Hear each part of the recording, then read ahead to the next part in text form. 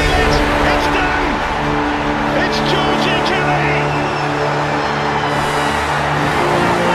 Rotherham United's pathway back to the Championship is opening up. The league which broke their heart last season is waiting for them again. Down to the Championship back door a year ago. Now the red carpet will be rolled out to welcome them back.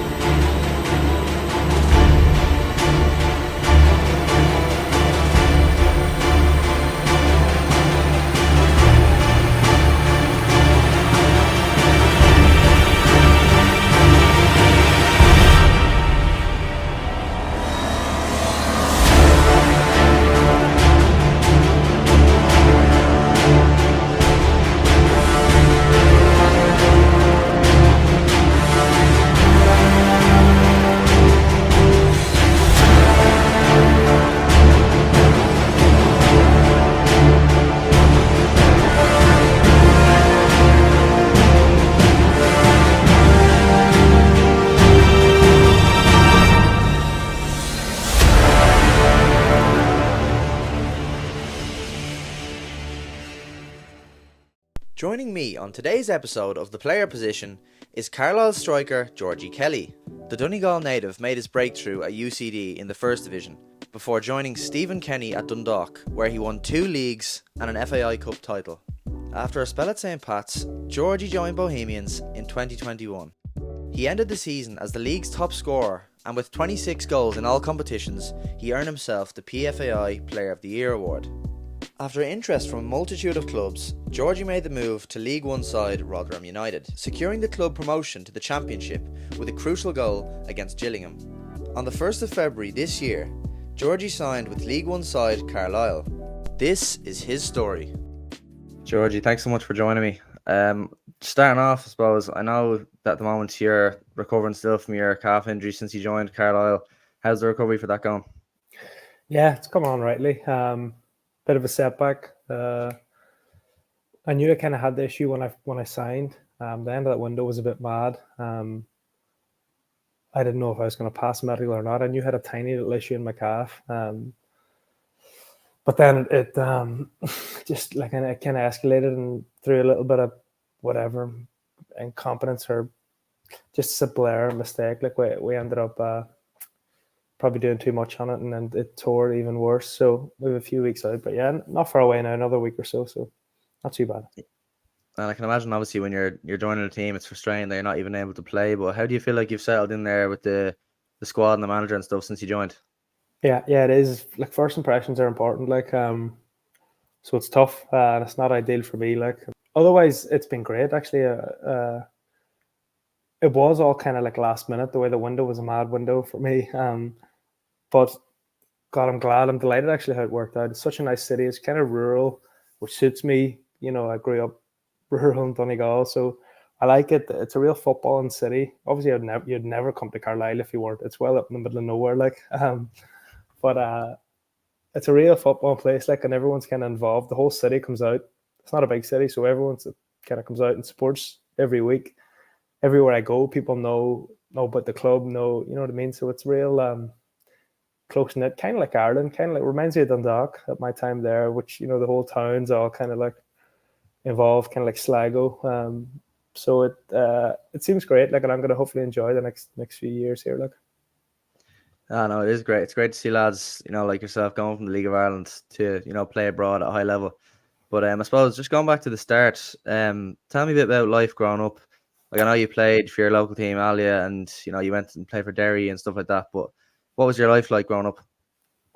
Yeah, it was good. It was mad. And I have 7 kids in my family, all fairly close together. So it was a bit of a madhouse. Like, we've done all sorts. Earliest kind of memories is like athletics. We were all big on athletics. We ran with Finn Valley, done cross country and track for years, probably for 4 or 5 years. Obviously, at the same time, we would have been playing about football and Gaelic and hurling or whatever. But athletics was kind of the big. I was training maybe since I was no age. Thinking back, I was probably 9 or 10. I was training 3-4 nights a week probably. But yeah, so that was my first real taste of like competition, like and loss and struggle and fights. And then looking back now, I think it's like there's no better sport to teach kids like what it means, like and how to just builds a little bit of grit, and determination. Like athletics, I don't know if you've ever been involved in a cross country. You're standing on the line, it's freezing, muck, with like 50 or 100 other kids, and you're just running to see it's class. Like I love it. But so that was kind of my introduction to sport, really, and then soccer actually came much later. I kind of it's GA. Well, I suppose it was kind of a soccer area as well, but GA was big, hurling, football, Gaelic football. So I keep calling it soccer, which is maybe a bit weird, but obviously that's to differentiate. Like, but so yeah, I played the whole lot. Like it was broad mix, like yeah, which is ideal, I think. And I think it's fairly well known that you've obviously gone on to do a master's and everything. Were you always academic growing up in school and stuff like that? And did you find it hard sometimes balancing all the sports with the school? Yeah, I wasn't always overly academic. So I wasn't, and I still wouldn't class myself as overly academic. I wouldn't be the highest IQ. Anyone in my mates would tell you, like, I'm no genius. But I probably it come back like it's probably linked with the sport. It's similar with my sporting career. Actually, I wouldn't be overly gifted either as a footballer, but I always had a little bit of work, like, and work ethic built into me. It was the same with school, same with sports, same with soccer. Like, but yeah, no. And in fairness to my parents, like there always was. They never pushed. A lot of parents would really push college and university on their kids, but I was never ever pushed in that direction. My dad would have been just as happy if I was out labouring with him or whatever. So that was never a thing. Like, but it was always something I wanted to do. Like I was a kid at Derry City on their under 19 team at the time or whatever, and at this stage I just about to do my leaving cert. It didn't even cross my mind that I would be a footballer or I was going to college. Like it wasn't even like a question at all. And then a few weeks before my leaving cert, it was Peter Hutton at the time at Derry offered me a 2-year pro, which I don't even know what that meant at the time. I swear to God, like I was, that's how out of the loop I was thinking back, God. And but it's not even like it was a discussion then about should I take this, or it was no thanks, like Peter, no, but I'm going to college. That was always my. I think it was probably because I just never ever seen myself as a footballer or that I was going to be a footballer or whatever. And again, it wasn't that I was being forced to go to college or whatever, but it was just always something that I felt like, I know this is what I'm going to do. Like, and then God, it worked out really well. Then to mix the both with UCD and being able to keep playing as well. And yeah, like you said there, obviously you moved then to UCD, and you had a really successful time there. You scored a lot of goals. Did you find again the balance between the studies and the sports? Was that something that you struggled with? But on the pitch, you're still doing so well, especially the 2017 season. Getting the top scorer in the first division. Yeah, God, 2017 seems a while away now. Jesus. Yeah, I probably struggled more than other lads. Obviously, I was doing commerce. A lot of lads were doing degrees like sport manager or whatever, and their hours were like minimal. But in fairness, mine wasn't too bad either. So, like the other lads were. I remember Greg Sloggett he was computer science. I remember the stress. Actually, I was living with him at the time, and that he was under, like staying up late nights before games, getting stuff done, whatever. So I wasn't too bad. I was probably right in the middle of things, like where it was strenuous enough. And as I said, I would have had to work, even at uni. Like I would have to work way harder than all my classmates, all my other uni mates to get the same thing. We both doing the same assignment, and it would take me weeks where they could do it in a couple of nights. But that was just the way it was, and you managed. UCD they were really good at planning around modules and courses and exams and stuff, and even if it meant you were missing training a couple or whatever, there was no questions asked at all. Whereas if you were imagine now a lot of young lads playing with Shamrock Rovers or Drogheda, they'd probably be like a little bit more like hesitant. But UCD were great. Like they understood that the academic side of things was nearly just as important. Like so yeah, no, it wasn't too bad for me, but it was definitely good. Like a lot of good learnings there, like and good life lessons, because you were definitely busy. Like any days off, any hours you had, you were trying to catch up or get stuff done. You know. And like I said there, with the season where you got top scorer in the first division, obviously you stayed then for a few more months before you moved to Dundalk. But did you kind of feel like at that stage a move was going to come because you were so young and obviously scoring so many goals? Yeah, I probably did. I remember meeting Stephen Kenny. I think it was at the start of that year, so just before that season started. I remember meeting him out down by Dundrum, and it was they were obviously trying to push to sign me at the start of that year, and I don't know if they were planning to forego my.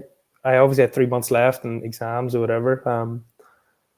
But again, that wasn't even, and they pushed reasonably hard, and they were. I remember him throwing things like saying like, "Oh, we're not sure if this offer will be here in the summer," and because he knew I kind of wanted to wait. But again, it literally wasn't even a decision. I didn't even have to speak to anyone, or like speak to parents. It wasn't even a question that I was never going to leave that early, like that I was going to finish and graduate. And then again, I was lucky when I did graduate then that there was them options were there. But because I had the idea that I spoke to clubs and I knew there was probably some option there, as you said, I was doing all right. Like so, yeah. And then Dundalk was the obvious one, like with the attraction of Stephen, like yeah. And like when you're saying there, when obviously you're meeting Stephen Kenny and he's kind of putting a little bit of an ultimatum on you, and obviously Dundalk were the best team in the country, for many years. Like, did you feel a bit of pressure, like in terms of, thinking I might regret this, or were you like always like, no, I'm definitely staying in college? Yeah, it seems like I was this wise kind of kid back then who made so easy all these decisions, but I actually don't.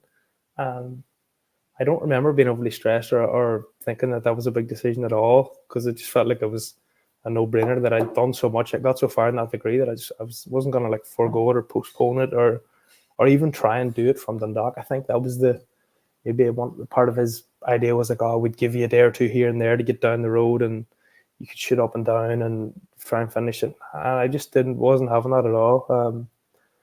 But then again, yeah, maybe it's just naive. I was young. Maybe it was a bit of a risk to take, but it worked out like so. Oh no, definitely. Like you said, a lot of lads at that age probably wouldn't have the confidence to do something like that, But then, anyway, the move did come about then in the summer that year. Was it kind of daunting going into that Dundalk team? Like that was a team of like real winners and stuff like that, Yeah, it was. Like I was going from a team of kids, like at all 18, 19, into like a change room of just grown men, and as you said, real senior pros like Stevie O'Donnell, Brian Gartland, Chris Shields, Pat Hooban, like all these real tough, like players who've been around the block and know what it takes. So I was just thrown into that. Like, it was good. It was a great learning curve. I probably learned loads off that group at the time, what it meant, and how to win titles and stuff. But yeah, it probably helped that it was such a good group as well. There was no arrogance about that group under Stephen and that. So yeah, and it was a real good fit for me, even though I probably didn't play as much as I would hoped at the time. I probably learned more than I ever could have, and probably delayed my. It probably worked out better for me in the long run. If I had went somewhere and played, you never know how. You know what I mean? You don't know how these things could have panned out, but yeah, I enjoyed it. Like it was a great group. And obviously Stephen Kenny is, he's just been the Ireland manager for the last couple of years. Like, what was he like with you in terms of, like man management, and what was he like overall as a manager? Yeah, man management was his forte. Like he was, he was cute. Like is how I would kind of describe him, and how he would. And bear in mind here, I'm not going to want to speak at a term because I was only with him for a few months before he left and got that job. So I didn't see as much of him as most other lads would have. But no, they had him and Vinny had a real good kind of dynamic between the two of them. Vinny taking most of the sessions and being kind of the link and real kind of that cog chatty and getting that, like, the crack was good. And then Stephen then would have this like real aura around. Oh God, no one would speak out. There would be a bit of fear, like, which is really important, I think. I've seen it the other way with managers where it was all too much fun in games and they didn't have that element of fear, like which I think you probably need a little bit. If Stephen stepped in the room or in the change room, things would go silent, like there'd be no messing, like. But yeah, no, he was again a serial winner, like, and just intense, passionate, like, and real good understanding of human nature and players and how to get the best out of certain different players and little cogs and how to motivate her, like a man motivator. But yeah, overall, I said I don't want to speak too much either. I only had a few months with him, but in them 3 months it was pretty, really good, like. And obviously you played under like a good few managers in your career. Like, is there any traits that you really like in managers, or like something that you've seen and gone, oh, that really resonates with you? Yeah, there has been quite a few now. God, even since I've came here, there's been a few managers I've worked under. But yeah, there's as I said, all managers have different traits, and as I said, it's often what people don't really realize is the assistant is often nearly just as important as the manager. At times, the manager is more like a face, and when the dynamic's not good between the assistant and the manager, then it never seems to work. Like the perfect example is Trevor Crowley and Keith Long at Bohs was a really, really good dynamic. I felt like for years that they were successful there because of how it worked, like, and the matchup of characters of Trev and Keith. Like, they were great. Trev was really technical and really serious and really deep, like, and a bit more quiet, like a little bit quiet and like level. Whereas Keith would be fucking up and down and jumping and roaring, which is great. And it was perfect dynamic between the two of them, like. But yeah, and then I was Stephen O'Donnell and Podge as well, where I was at St. Pat's for a while with them. Again, completely different dynamic as well, but also really, really good. Like, as good as I've come across. As I said, I've been through 3 or 4 managers and groups and over, like, parents, coach parents and whatnot over here, and the quality, that's one thing I've noticed, and I'd stand by, the quality of coaching in Ireland is extremely high, like, extremely high, and I feel like it's really goes under the radar in terms of, now you're seeing more like players going across to Ireland and English teams are copping on that there's a lot of young talent in Ireland, blah blah blah.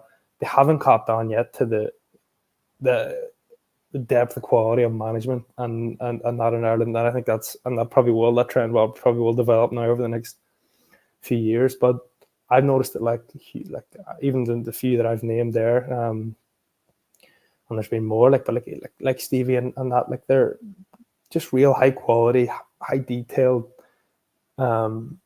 progressive managers. Like, in the League of Ireland's filled with them now, as you see them at the young managers. Like, I don't even want to list them because there's loads, like, nearly at every club, and I would imagine that's a trend that you'll probably see now in the next 5-10 years. Is a lot more managers jumping ship, like. Yeah, 100%. Like, obviously everyone can see the level of players and managers improving a lot in the League of Ireland. But I suppose, just on Dundalk then, like, you had your first experience of European football, winning a league and a cup. Like, how do you reflect on your time overall there? Like, it must have been amazing. Yeah, it was for a young lad. Them years flew in. Them first few years of Dundalk. It was great. It was great buzz, like, living in the town. The crack was always good. Like, as I said, such a good group. But yeah, I even though that I didn't play that often, or didn't play loads of minutes, I still enjoyed every minute of it. Like, it was, as I said, cup finals, league titles, Europe. Great, like, great memories, and probably wish I kind of saved it a little bit more. I was thinking today for some reason there about Qarabag, also away to Azerbaijan. Out there, I think it was one of my first years, like, in a Champions League qualifier. But, like, some of the places you end up and games you play in and whatever, it was great. So that I have no no regrets at all about I think it was 2.5 years I was there, but it was great. Like, yeah. Do you feel like sometimes as a player you're just so focused on like it's always the next thing or the next game or the next trophy? Like, do you feel like it's actually sometimes hard to actually sit in a moment like a cup final or a league win and actually fully appreciate it until maybe afterwards? Yeah, it is, and even afterwards, then you don't really appreciate it because it's always the next thing. And I find that that's probably the same in most aspects of life. Like, everyone's always pushing for the next whatever it is. Like, yeah, and I've noticed it. I've noticed it loads here as well. Like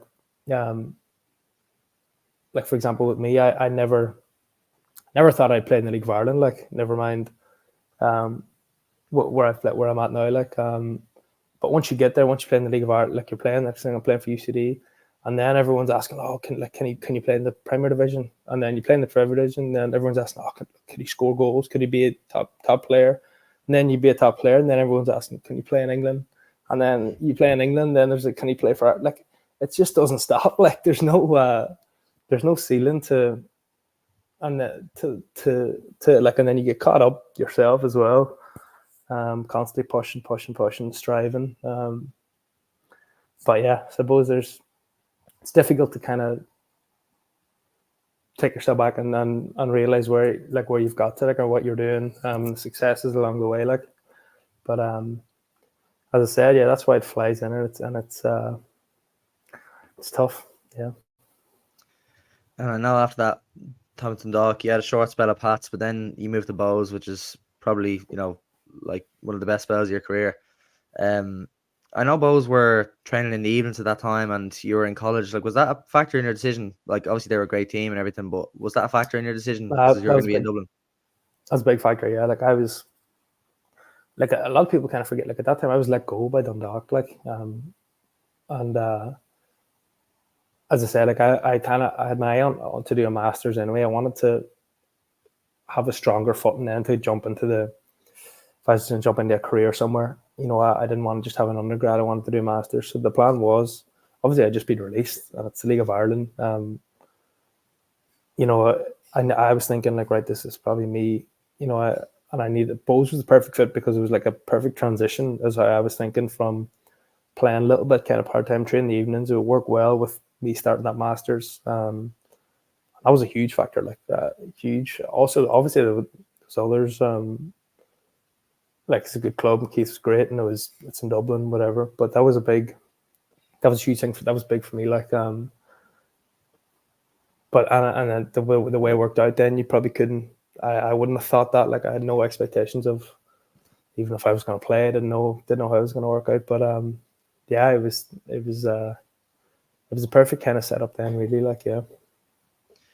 And like, obviously, you had really impressive goal scoring numbers throughout your career, but then, like, at Bohs, like, you just went to another level. Like, what do you feel really clicked for you that year in particular? Like, was it the team or the manager or just a combination of a few different factors? It was probably loads of different variables. That's probably the first time I've ever I was playing regularly, like, at Dundalk. I didn't play. I came off the bench. At UCD, I'd played, but I was still young, and I done well at UCD. But I probably needed just to be a central figure, like, and play quite a few games and build up that endurance of playing games and hanging in there, like, and scoring goals. So, essentially, what I am, like, as a player, I'm a little bit raw, but if I get certain amount of minutes, I'll score. Like, I'll score goals. I feel like my strength essentially is my like movement in the box, timing of runs, etc., to get on the end of things, and that essentially I just need time. I just need minutes, like, to show that. Like, and then once you get into the rhythm, you learn little patterns from other players. I just needed to be given minutes, like, and that was probably a big thing.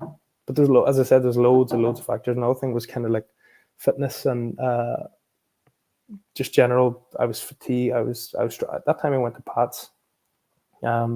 I really struggled big time with fatigue and cramp and loads of different issues. That I probably still haven't fully solved, but I got a huge that off season before. Anyway, it's complicated, but anyway, like, there's loads of different dynamics and things, fitness, a load of different things that all kind of pile into one then. and it just clicks. But it was a great year. God, thinking back now, couldn't have went any better. Like, And like you got a hat trick against Dundalk, 4 against Drogheda, and obviously you finished on 21 league goals. Like obviously that's like top scorer in the league. It was a great season for you and team of the year and everything like that. Um, do you feel like that was like were you really like playing at your best level? Like do you feel like it was a moment where you were really sky high in confidence, like you're going into every game thinking I'm going to score? um, no, not really. Not really. No, it was. Uh, no, I would just say it probably wasn't. Like every time I scored, it was still like fuck. Like it was still a little bit of element of shock. Like, um, and the way things just kept falling. As I said, I had a slow enough start to that season. Like, and we as a side had a slow start. We were struggling around the bottom half of the table, like or the table at that stage. But yeah, no, it just it just a couple of things clicked, and like as I say, with me as a player, it's not less. It's nearly more me scoring was nearly more, and me getting on chances and scoring these goals is nearly more reliant on everyone else. Like it was more reliant probably on Dawson and Ross, and that once they were really getting up to speed, and they were like, and then it was just me finishing little chances and getting that, So whereas it's what I mean. It's more of once we all clicked as a side and Limo and Ali or whatever, then it things started to fall into place then, like, and then goals started to come. But yeah, like the start of the year, another thing that God massively helped me was at the start of that year. Luckily, I decided that I was going to completely clear social media and not look near it. And I actually think it was only later in the year, like November, December, when the season was done, that like I heard different bits and people saying that you were getting serious grief on Twitter or Facebook, whatever. At the start of that year, like, and I had no recollection, no idea really of it at all. And I feel like I probably could have crumbled. It would impacted me if I had been online looking, seeing all these people saying, whatever they're saying, like. So that was another factor that I think, God, I was lucky that for some reason I decided, right, I'm gone, I'm done, I'm off Twitter, I'm not going to look near them, like, delete them off the phone. And that was another factor that, God, I was just thinking I was lucky, like, because yeah, who knows how that would have shifted my mentality, like. Like I know you hear so many players saying, "Oh, wouldn't like don't search your name after games," but like I know if it was me, I definitely would be. And they Like all did you say they find? don't. They all say they don't, but that most of them do. Like I know rightly they do. Yeah, God, it's I'm terrible. sure they do. But like, do you feel like that's actually a big issue for players? Like, obviously, if you're playing poorly, or like you weren't playing poorly, but I'm just saying if other players were playing poorly, like it would probably be affecting their confidence enough. But if you're getting then a lot of grief on social media, like that that would really kill you, surely. Do you think it's something you'd recommend to other players? Yeah, I'd recommend the players, but again, it just depends on the person. Like, some players is just like water off a duck's back, and they don't care. Like, and they can laugh at it. Whereas other players, probably like myself, like it would, even though I realize, God, these are idiots. Like who would be tweeting? Who do you know that tweets? About Bohs, like, or gives out about players. Like it's it's such a tiny minority of fans, even at that. Like, but it still does. And even though I know this and I'm not irrational, like I can see all this, it still affects you. Like, subconsciously, then these things still they can still interfere. Like, so I would say any players, especially, again, it depends on how much of a thinker you are, how neurotic the player, the kid is. But I would advise all players, don't be, God, whatever you do, um, don't look near it. And funny enough, because I was watching City and Liverpool the weekend there, and I was thinking about this. I was just saying, like, right, but if I went now and looked, searched on Twitter, and I did it, I went and searched Erling Haaland's name, and then he didn't have a great game, like. And the amount of people like said, like, oh, he's nowhere near it, like, I just think, like, what is going on here? Like, so you could pick any player in the world and you'll get people giving them, so it's it's a lose-lose scenario for for players. Yeah, so I would recommend staying away from it. Like, Yeah, I can imagine. Like if people are giving someone who won a treble and got 50 goals last season, I'm telling like you, they're and going I to couldn't abuse believe it. anyone. I couldn't believe it. I was reading like they were like saying he's not good enough at this level, and he's like, and I was like, what the fuck is that? I'm like, I don't know. But yeah, I know. Like that season, you were playing in Europe as well. Obviously, it was a great European run for Bohs that season. Like in 6 games, you scored 4 goals. Like, what were your recollections of that? Because like that was an amazing experience for the fans, especially just coming out of COVID. It was kind of great timing where like stuff was starting to open up. Yeah, it was. It kind of wasn't. Like I just remember, like we had, like obviously I think it was maybe 3 on the bounce wins in the Aviva, and I remember just thinking, like, I know we had fans and I think it was 5,000. It was capped at 5K.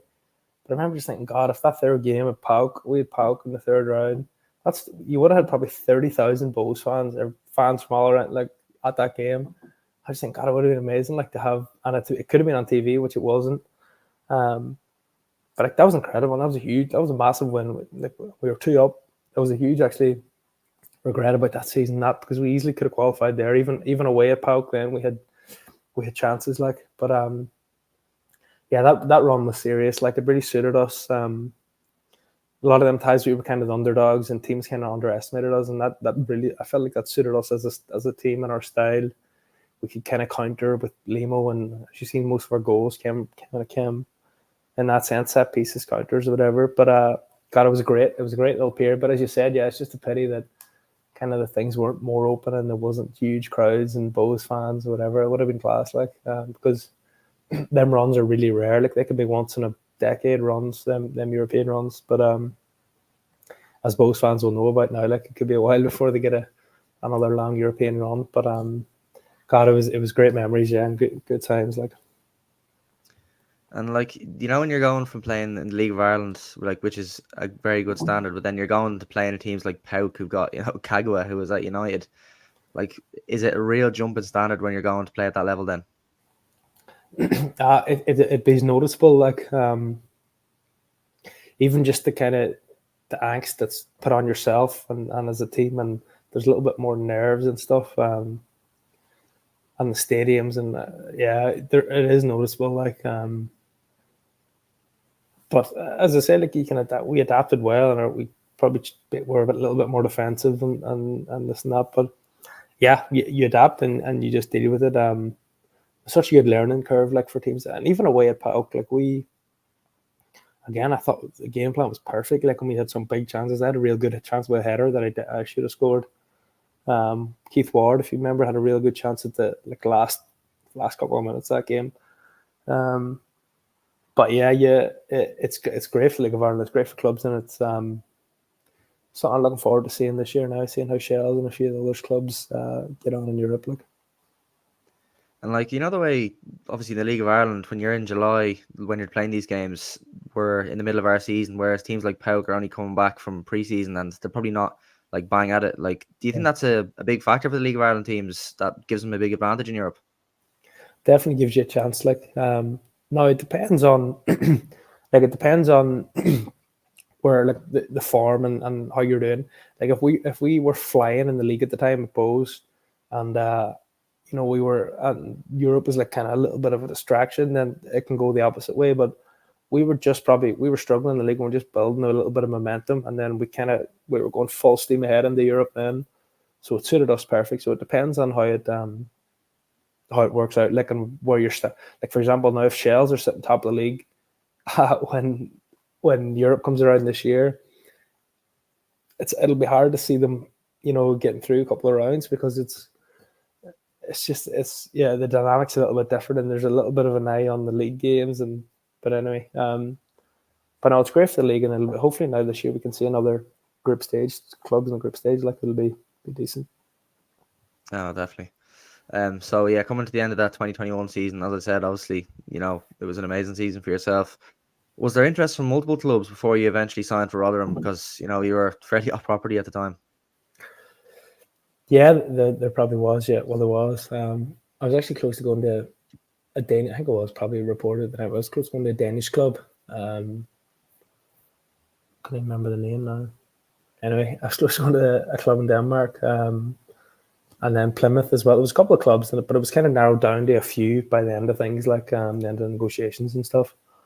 So yeah, I had a few options. Like I think there was maybe a Dutch club as well. See, I know Jonathan's out there now off Lobby, but so there is eyes obviously on the League of Ireland from host of European clubs. Like that probably just comes from the scouting network and the systems now clubs can watch players from anywhere. Like so, the market that you'll be available in now is much bigger and broader. Like which is great for players. You know what I mean?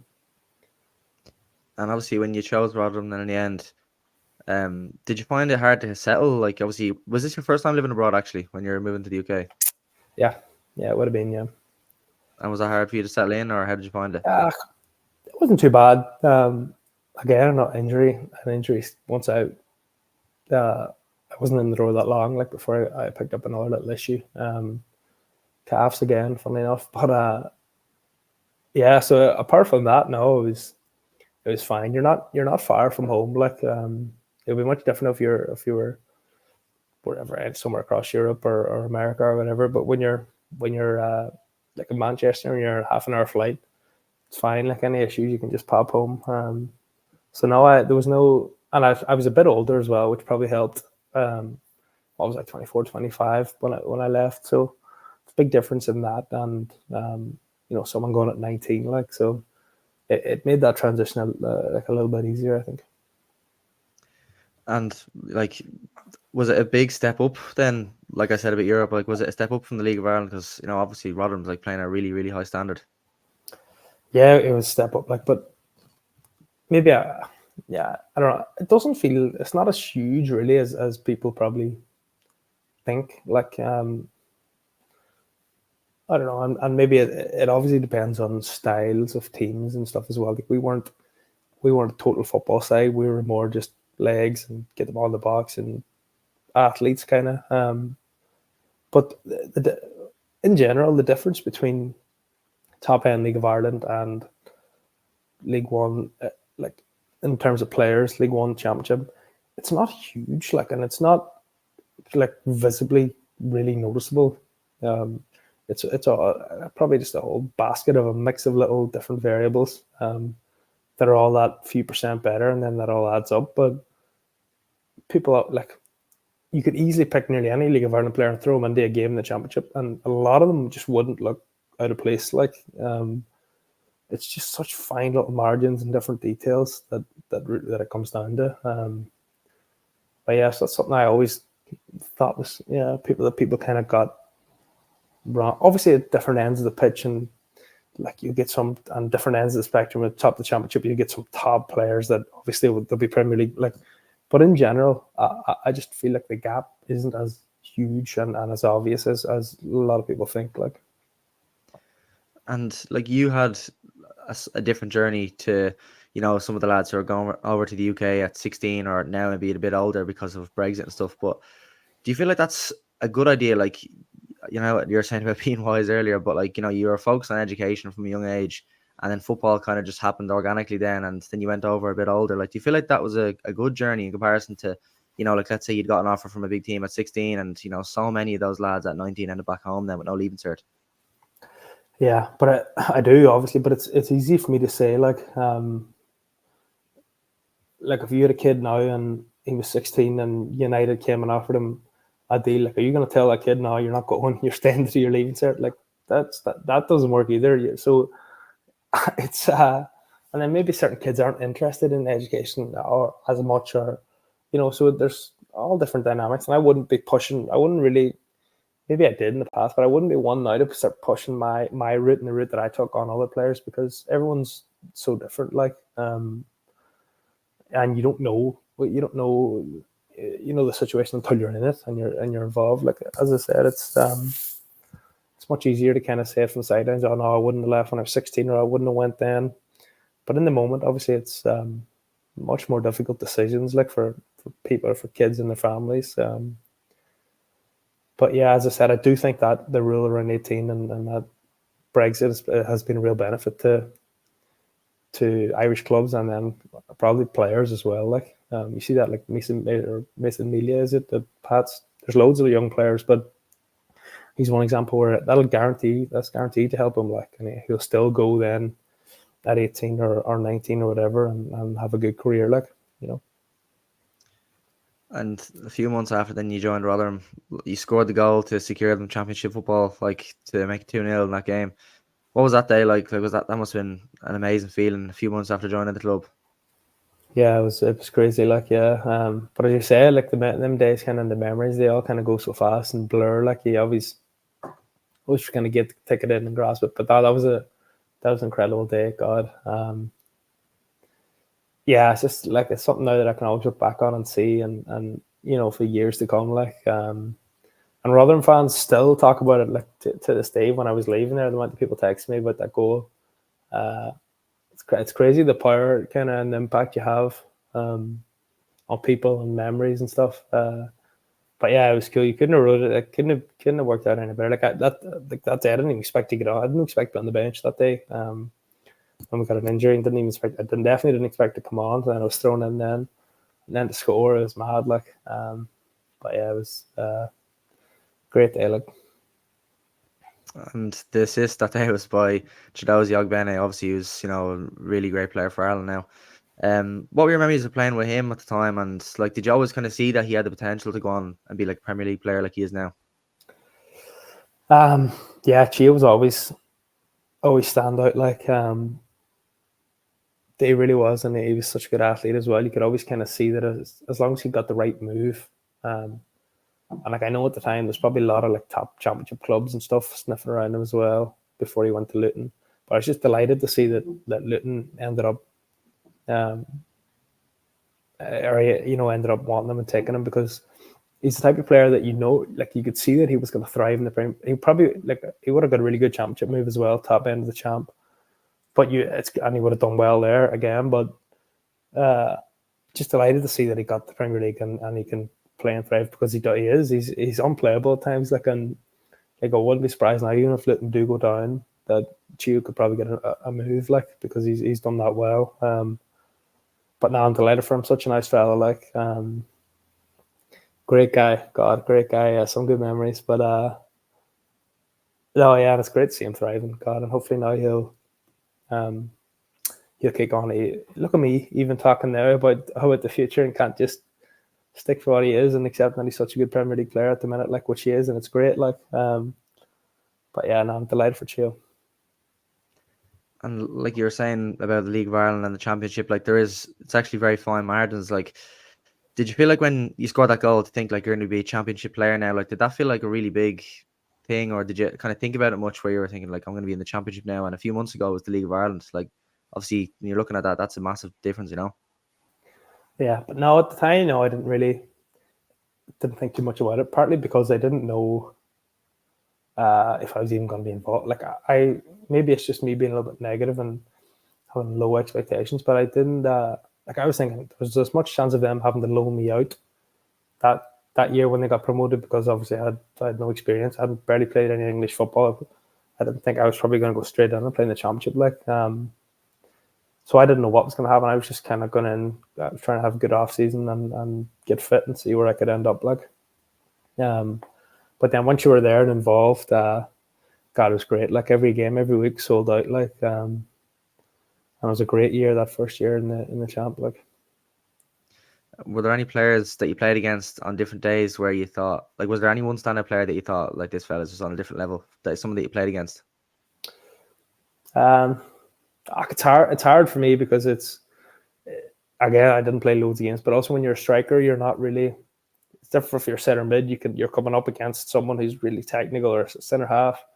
I'm trying to think. No, there hasn't. We haven't, and we actually always competed really well. I don't know if it was our style, but we always blunted teams. Like, we got good results against Burnley that year, and Sheffield United, and even Luton. Like, we always done really well against the bigger teams. Like, players this year, actually, the one player that felt kind of unplayable, even at our home at Rotherham, was Somerville at Leeds. Unplayable. And we tried loads of different things, doubling up, and he was incredible. But anyway, yeah, I don't know if it was our style or and a mix of me being just looking at centre halves that I haven't really didn't pay too much heed. Like, I want to touch as well about your masters. You know, like obviously you got masters in renewable energy and environmental finance. Like, not many footballers, especially playing at your level, can say that. You know, was that something that was always like on your mind? Like, I know you were doing the undergrad, but was that always something that when you were younger you said I want to do a masters? no, I didn't even know what a master's was, to be honest. Until even when I graduated, I probably didn't even know exactly what was going on. But no, it just felt like then the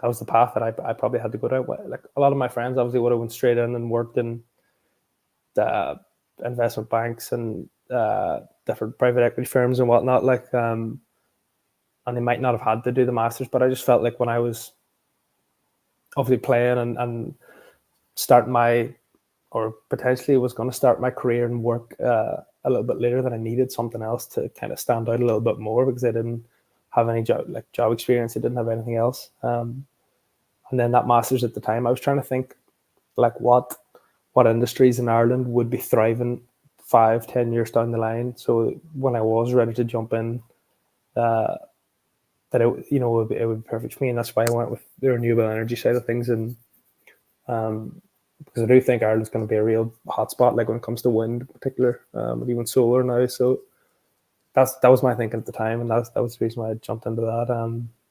And yeah, it ended up being. I'm happy with it, and I'm really intrigued now by that industry. Like, and still kind of trying to chip away and keep up to date with different bits and pieces. Like, Would you say like that's an industry that you're like passionate about?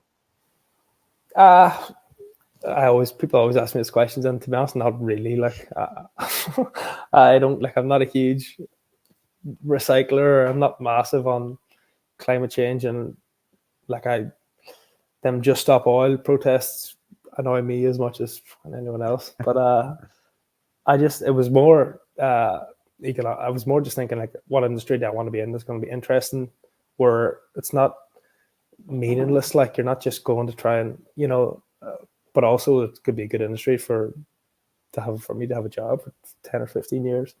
And then that was just kind of a mix of both curiosity and just industry, like, and economic side of things. But yeah, I'm not gonna lie, I could actually play that card, like, and just say, yeah, massive, blah blah blah. But no, I'll not do that. Like, And do you think it's really important to have other things going on outside of football, like just to keep you occupied, or things that keep you interested in, like the way you have this? You know, you're not just fully football all the time. You know. yeah, I don't know. People would argue not. Like, people say no, you need to be fully consumed. Like, if you want to be, this is the top 0.1% of football in this industry. Like, you need to be fully absorbed by it. And as kind of time went on, I probably sided a little bit more uh, with that argument. Like, early on in my career, when I was at Dundalk or whatever, like in League of Ireland, any hours I had, I was even when I wasn't doing the masters, I was trying to do something. I was reading articles. I'd subscribe to The Economist. I remember I'd be sitting, any hours I could, I'd be trying to do something or be productive. Whereas you come over here and it's like, once I came here and I was playing the champ, and the levels of training, pre-season and whatnot, any hours I had, I was trying to sleep and I was trying to nap and I was trying to do nothing, like, because I was that wrecked. So it's a fine balance, like, between the two. It obviously is important to have them curiosities and be interested in something else, but there's probably a balance as well, like, that I've probably come to see a little bit more in the last couple of years. And like, especially with the League of Ireland, like a lot of the time, lads do just have to go into work once they finish. So you're one of the ones who's actually gone on to play in England and do really well. But like, do you feel like that as well, especially for League of Ireland players, is important to like have other things going on or to train in something for afterwards? Yeah, 100%. Yeah, and when you're in Ireland and like you have connections or whatever, it would be great to start something, even if it's only a tiny little bit. Like, you can stretch degrees out over 6 years, like, and even just to be doing little bits is worthwhile. Or start an apprenticeship or do 1 day a week painting or carpentry or whatever, like, or spark, like, doing something like that is I'd recommend it anyway. And I had a brother or a kid or whatever, that's what I'd be suggesting, to have something as well to. Like the benefit is that it's not your life. Like football isn't, and I know I was talking about the counter argument. Like the fact is, then when things aren't going as well, then it's not everything. Like it doesn't consume your personality, like of your identity of who you are when you're not saying you're not playing well, you've bad results, bad games. You can kind of switch a little bit of yourself over to something else. Like, but yeah, it is important aspect of things. Like, Oh, Georgie, I really appreciate your time. It's been great to listen to you, and thanks so much for everything. not at all. Apologies, I was probably rambling there, but what can you do? No. I appreciate you having me on.